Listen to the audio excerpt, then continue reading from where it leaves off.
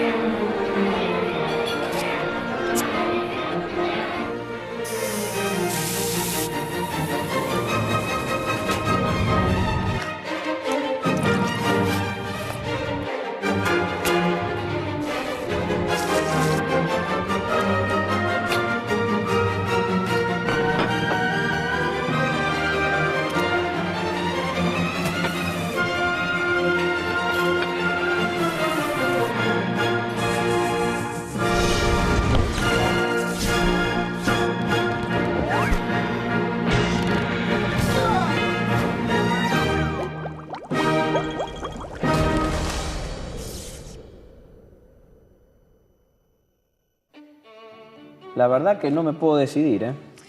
Es que si por lo menos pudiéramos conocer los componentes que tienen los alimentos. O saber a qué se debe su gusto, su aspecto, su consistencia. Sería como para hacer todo un programa sobre los diferentes tipos de nutrientes y los efectos que tienen sobre nuestro cuerpo. Y ya que estamos, podemos ver distintas maneras de preparación y de cocción. Y hagámoslo. ¡Y dele, mozo! ¿Los señores ya se decidieron? Sí, Tomás. Queremos un programa dedicado a esto. ¿Cómo andan tus conocimientos científicos sobre los alimentos? La verdad que de alimentos mancho muy poco, pero tengo un hambre y sed de conocimientos. Este chico me empacha. Lo recomendó usted.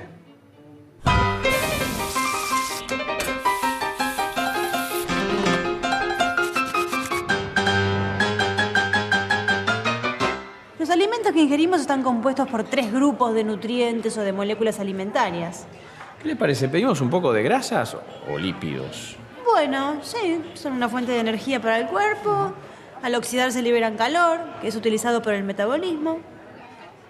Las grasas saturadas, químicamente, son cadenas de átomos de carbono con átomos de hidrógeno unidos. En general, se trata de 3 cadenas de unos 10 a 20 carbonos unidas por un extremo. Las cadenas pueden tener un máximo de 2 átomos de hidrógeno por cada átomo de carbono. Y en estos casos decimos que están saturadas. En las grasas insaturadas, algunos carbonos están unidos entre sí por un doble enlace y solo tienen un átomo de hidrógeno unido. Esta diferencia hace que las grasas se encuentren en estado sólido o líquido. Bueno, cualquiera que haya sacado un lomo a la manteca roja del horno o derretido gruyere en una fondue sabe que las grasas se funden con el calor. Bueno, el aceite, por ejemplo, es una grasa que a temperatura ambiente se encuentra en estado líquido. Bueno, ¿qué hacemos? ¿Gatillamos entonces? Porque acá hacen un magré de pato grillado que no sabe lo que es. Ojo que esas son grasas saturadas, ¿eh? Como la manteca, las carnes vacunas, los quesos grasos. Son menos sanas en el sentido que puede traer complicaciones en la circulación sanguínea. Hay un conejo deshuesado que se me hace Grasa agua. saturada. El lomo de ciervo. Saturada. El ojo de bife. Saturada. Me está saturando a mí, licenciada. ¿Cuáles son las grasas insaturadas? Y aceite de oliva, algunos pescados. El problema es que los dobles enlaces de estas grasas las hacen más propensas a oxidarse, a ponerse rancias a temperatura ambiente.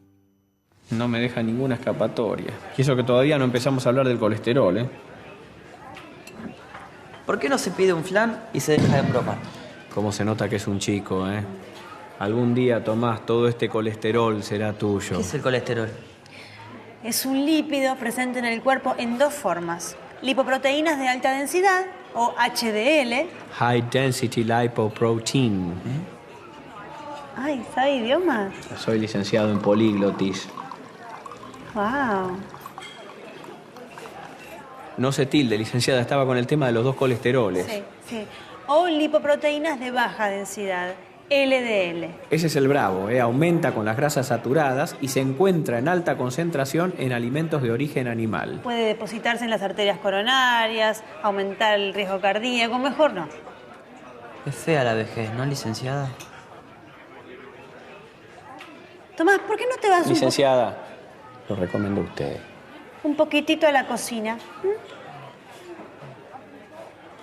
Querido.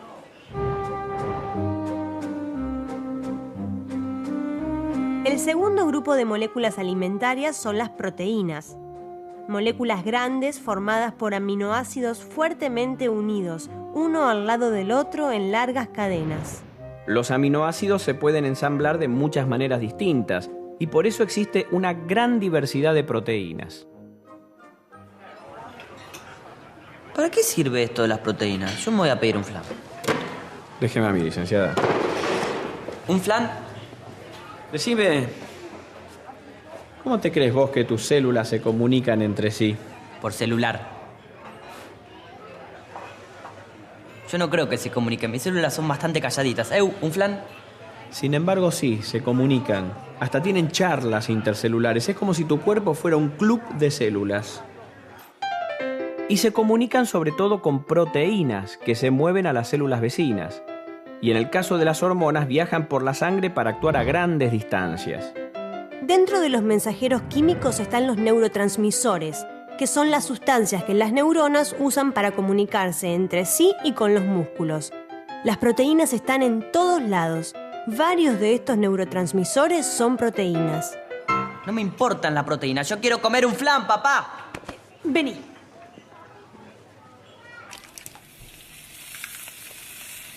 ¿No te importa lo que es eso? Un huevo. Muy bien. Y la clara, que es mayormente proteína, se está poniendo insoluble, se coagula y se pone blanca. Porque cuando las proteínas se calientan, se desnaturalizan, modificando los enlaces que mantenían su estructura tridimensional y desenrollándose. Y es gracias a este proceso que se puede cocinar, que te podés comer tu flan. ¿Sigue sin importarte? Te digo más, no solo con calor se desnaturalizan las proteínas, hay otras maneras de cocinar, con sales, con ácidos, con movimientos mecánicos. En el ceviche, la cocción del pescado se produce por su inmersión en limón. El ácido cítrico desnaturaliza las proteínas.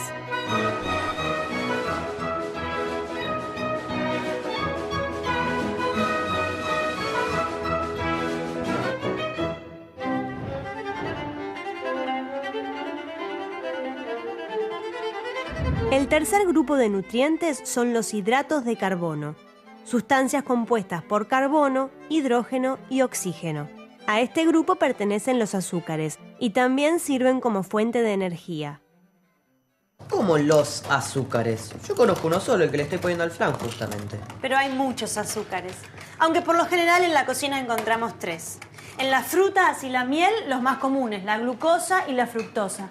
Que son moléculas con el mismo tipo y número de átomos, pero dispuestos en manera distinta. El azúcar de mesa, que es esa que vos le estás... que es esa que le podés dejar de echar, que me está dando diabetes de solo mirarte. Este azúcar es sacarosa. Se saca de la caña, de la remolacha, y es sólida a temperatura ambiente. Si le querés echar almíbar al flan, entonces calentás el azúcar a más de 160 grados y se descompone en carbono y agua, empieza a derretirse.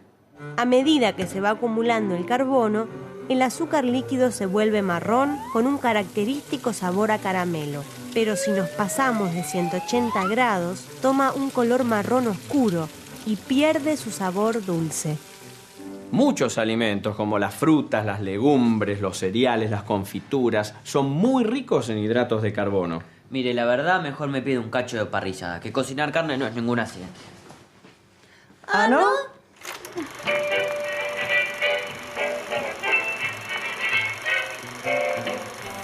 Pocos ambientes más parecidos a un laboratorio que una parrilla, en donde nuestro amigo, el asador, se transforma en un verdadero Edison del paladar. Regula la temperatura del experimento, trabaja con sales y ácidos. Para coronar su trabajo con éxito, nuestro Galileo del grill debe medir con cuidado 3 factores: la temperatura, el tiempo de cocción y el tipo de músculo. El Newton de la papila sabe que los tejidos tienen 3 tipos de células: musculares, conectivas y adiposas. Las fibras musculares producen el movimiento y el tejido conectivo las mantiene unidas. Cuanto más tejido conectivo, al contener colágeno, más dura es la carne.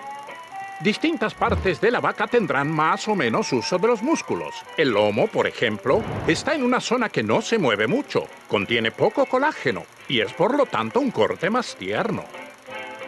Cada proteína modifica su estructura a distintas temperaturas, por lo que el Copérnico del diente debe armarse de paciencia.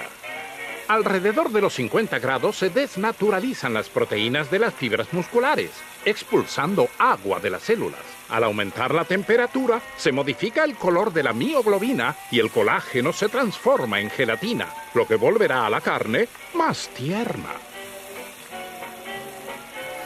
Si la temperatura es muy alta y la cocción muy larga, el agua expulsada de las células se evapora y la carne queda seca. El Pitágoras del chimichurri sabe que en una carne jugosa la temperatura interna final debe ser inferior a los 60 o 62 grados. Si superamos los 65 grados, la carne podrá ser tierna, pero ya no jugosa. El Leloir de la brasa sabe que la temperatura provoca además combinaciones de azúcares y aminoácidos que producen numerosas moléculas nuevas que dan más sabores, colores y aromas a las comidas. Este proceso es conocido como la reacción de Maillard, en honor al médico y químico francés Louis-Camille Maillard, que fue el primero en explicarlo. Los tomos más eruditos de la cocina afirman la necesidad del sellado de las carnes, un golpe brusco de calor que cierra los poros y evita la pérdida de humedad. ¿Es esto cierto, Arquímedes de la Gula?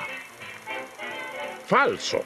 La carne no tiene poros y se pierde la misma cantidad de agua con o sin el sellado. Lo que sí se logra con esta técnica es promover la reacción de Maillard y generar sabores y aromas más interesantes y un color más atractivo.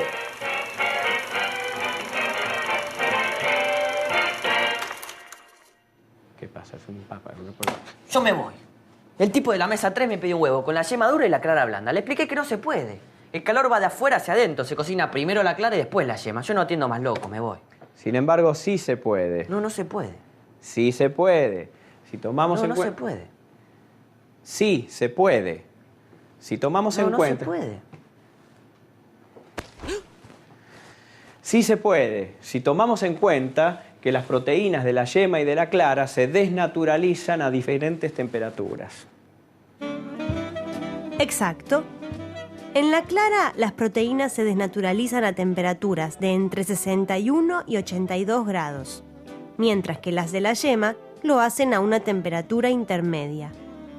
Entonces, si cocinamos un huevo a unos 70 grados, podemos obtener una yema más o menos sólida dentro de una clara todavía húmeda, porque algunas de las proteínas de la clara aún no habrán cambiado.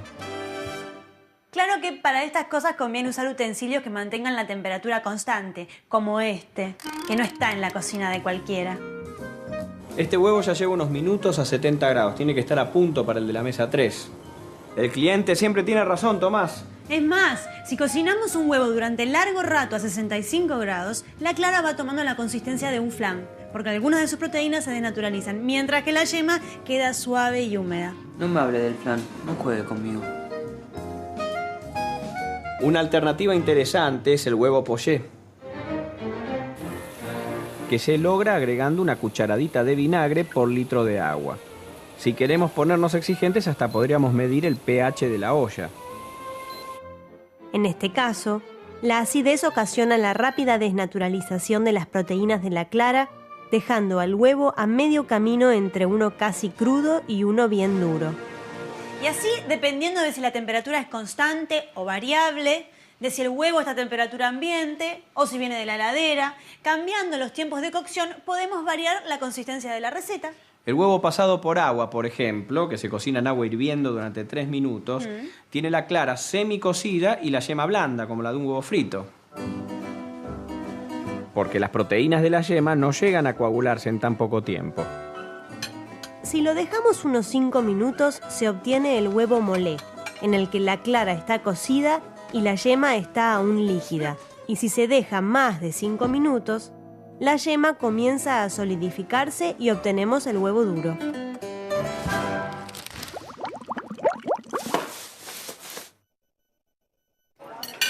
Excelente cena, ¿eh? Una notable combinación entre proteínas, carbohidratos y lípidos. Sí, lástima que la ciencia no pueda explicar por qué lo más rico es lo que más engorda, ¿no? Tomás, ¿nos traerías un postre, por favor? ¿Algo Sí. livianito? Ya se las tenía preparadas. Los vi atacar la cena con tanta furia que les preparé unas ricas manzanas. ¿Qué es eso? ¿Qué pasó? ¿Por qué se puso marrón? ¿Cuánto hace que la pelaste? Unos 15 minutos. Y claro, se oxida. ¿Eh?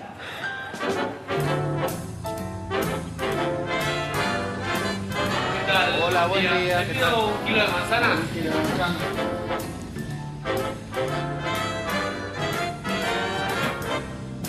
¿Algo más?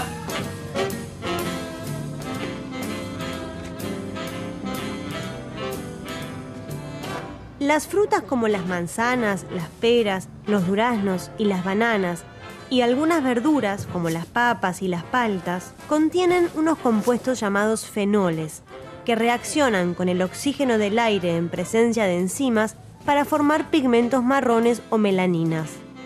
En la fruta pelada, el oxígeno del aire comienza a actuar sobre la superficie y al cortarla, los fenoles, las enzimas y el oxígeno se ponen en contacto, lo que acelera notablemente la oxidación. Ya está, ya entendí. Entonces, cuando se pone marrón, ¿hace mal? No es perjudicial, no. ¿Le llevo la manzana al de las 5? Ah, muy bien, dale, me parece muy bien. No, licenciado, ¿usted siga con la ciencia? No, Tomás. La comida también entra por los ojos. Pela otra y ponela abajo el agua para mantener alejada del oxígeno. Bueno, si es por combatir las enzimas, la cocción las mata. Pero es otro postre. La baja temperatura de la heladera las inactiva. Bueno, un medio ácido también colabora. Vení, Tomás. La vitamina C, que es ácida, funciona como antioxidante. Vitamina C al agua, trozos de manzana.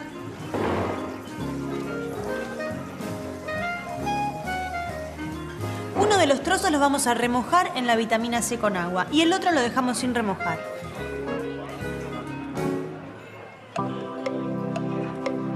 A lo largo de 1 hora, la mitad que tiene vitamina C se oxida más lentamente que la otra mitad, que toma el típico color parduzco.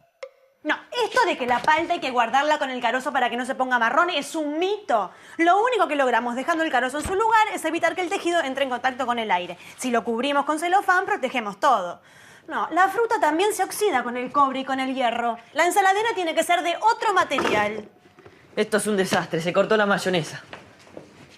Usted le puso mucho aceite. La mayonesa se hace con aceite y limón, dos sustancias que normalmente no se mezclan, como el aceite y el agua, como el aceite y el vinagre. Por eso se le agrega yema de huevo. La yema del huevo batida rodea las gotas de aceite, permitiendo que permanezcan dentro de la mezcla, formando lo que se llama una emulsión. Entonces, ¿por qué se corta? Porque la lecitina, que es el emulsionante de las yemas, tiene un límite. Cuando se agrega demasiado aceite, se satura la mezcla y lo que sobra forma una capa en la superficie. Agreguemos otra yema, entonces. ¡No! Justamente al revés, Tomás. Lo ibas a hacer mal. La mayonesa cortada hay que verterla sobre la yema batida y seguir batiendo.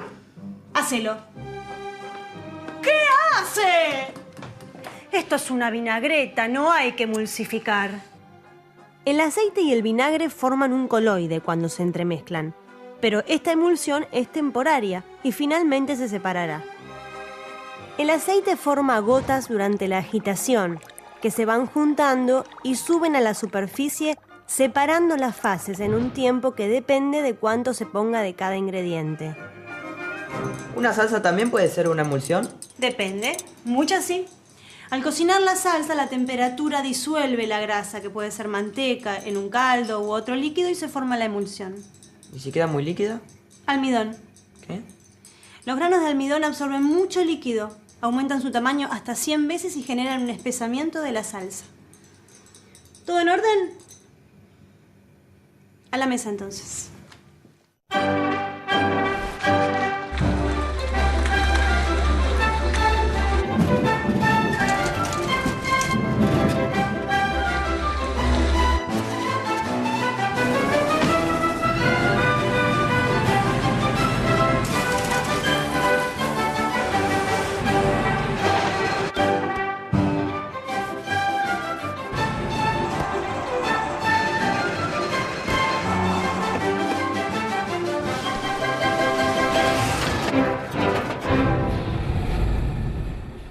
El pan, el símbolo más universal y antiguo del alimento, mencionado ya en la Biblia. El pan puede ser todo, protagonista o compañero, motivo de guerra u ofrenda de amistad. No, gracias, me agarro una nueva. Pensar que si bien hace miles de años que comemos pan, el verdadero proceso bioquímico de su fabricación no se conoció hasta Louis Pasteur. Pasteur trataba de encontrar algún descubrimiento que pudiera vender en la industria y encontró que el secreto estaba en la actividad de unos hongos llamados levaduras. Levadura, del latín levare, elevar, y su equivalente fermento, del latín fervere, hervir. Y eso es lo que hace la levadura. Rompe los azúcares de la harina formando alcohol y liberando dióxido de carbono. Las burbujas del gas se expanden y son mantenidas dentro de la masa por el gluten que se formó al amasar la harina con el agua. La ciencia no es lo mío. Ay, a ver, yo te voy a explicar. Un poco de levadura, por favor. Si en un vaso de agua con azúcar disolvemos un poco de levadura, si el hongo está vivo, en menos de 5 minutos comienza a burbujear. Mirá, parece un jacuzzi. Y hasta tiene olor a alcohol. ¿La fermentación no hace que el pan se pudra? bueno, todo tiene un límite. Pero sí, si se deja leudar demasiado puede ser que el pan se estropee o incluso que se vuelva peligroso. Capaz ese sea el motivo por el cual varias religiones se prohibía el uso de pan leudado. Como el pan árabe, por ejemplo. Para hacer pan se puede usar harina de trigo o de maíz, pero el trigo es particularmente adecuado porque tiene alrededor de un 10% de proteínas, incluyendo dos, llamadas gliadina y glutenina. Estas proteínas por separado se vuelven gomosas e inmanejables al entrar en contacto con el agua, pero al hidratarlas y mezclarlas, se forma una excelente masa llamada gluten, una estructura esponjosa, elástica y adhesiva. Es casi un arte. Si se amasa poco, se forma poco gluten y la masa se pega a todos lados. Y demasiado amasado produce tanto gluten que el pan se vuelve gomoso. A ver, Tomás, ¿qué procesos dirías vos que participan en la preparación del pan? Y yo diría que la respiración de la levadura al reaccionar con los azúcares de la harina para dar como resultado dióxido de carbono y alcohol es una reacción bioquímica. Por otro lado, el efecto mecánico del amasado es un proceso físico. Muy bien. Y es pan comido.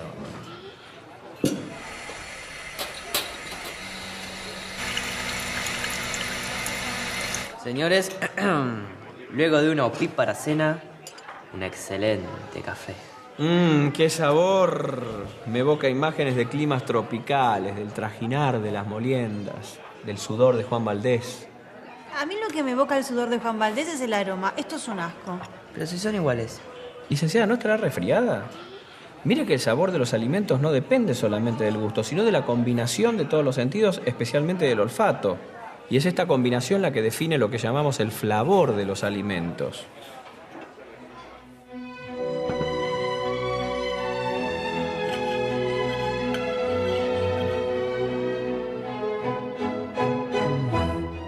La nariz tiene un poder de discriminación mucho mayor que la lengua. Con millones de células olfativas puede detectar sustancias volátiles en concentraciones extremadamente bajas. Cuando acercamos un alimento a la cara, las sustancias volátiles llegan a la nariz y luego al masticar se liberan otros aromas que ascienden por los conductos retronasales. Incluso si masticamos un alimento y olemos otro, es muy probable que sintamos el gusto del que está más cerca de nuestra nariz. Efectivamente, este café tiene gusto a Tomás. Quédate así, no te muevas. El sentido del gusto depende de los receptores del sabor, que si bien se localizan por toda la lengua, se encuentran más concentrados en algunas regiones. Los diferentes sabores básicos son ácido, amargo, dulce y salado.